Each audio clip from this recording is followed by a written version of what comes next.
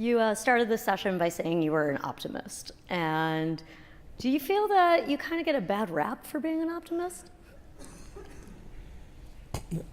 Well, the world does have a pessimistic view. There was a poll taken of 24,000 people in 26 countries, and they were asked a number of questions. Poverty is a typical one, and people were very pessimistic. They were asked, has poverty gotten better or worse in the world over the last 20 years? 90% said incorrectly that it's gotten worse. Only 1% identified correctly that it's fallen by 50% over the last 20 years.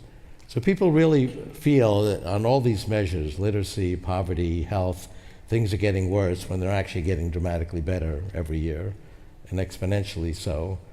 But we don't recognize that. I had an onstage dialogue with Christine Lagarde at her annual meeting of the International Monetary Fund, and she said, well, where's the productivity enhancement that we're supposed to see from digital technology? And I said, well, we don't measure it because we factor it out.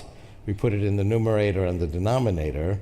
So when this teenager in Africa spends $75 for her smartphone, it counts as $75 of economic activity, despite the fact that it's literally $1 trillion of computation and communication circa 1965, $1 billion circa 1980. It has millions of dollars of free information apps, just one of which, one of thousands, is an encyclopedia, much better than the one I spent thousands of dollars for as a teenager and saved up from my paper route. And it counts for nothing because it's free. So we don't count all of these fantastic productivity gains because a dollar of information technology is still a dollar. She said, okay, that's true of this fantastic world of digital technology, it's remarkable, but you can't wear information technology, you can't eat it, you can't live in it. And my next point was all of that's going to change as well. We're going to print out clothing at pennies per pound. Not yet. We need really submicron resolutions and faster speed and lower costs and 3D printing, but in the 2020s, there'll be lots of cool designs you can download for free, print out for pennies per pound. For clothing, people still spend money for cool proprietary designs, so the fashion industry won't go away, just as the music industry hasn't gone away with online music. You'll print out modules to snap together Lego-style houses and buildings. That's been demonstrated in Asia.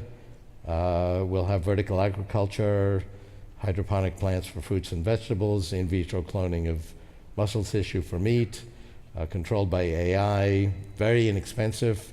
The 50% deflation rate that's inherent in information technology will then be attendant to these kinds of resources we don't associate with being information technology.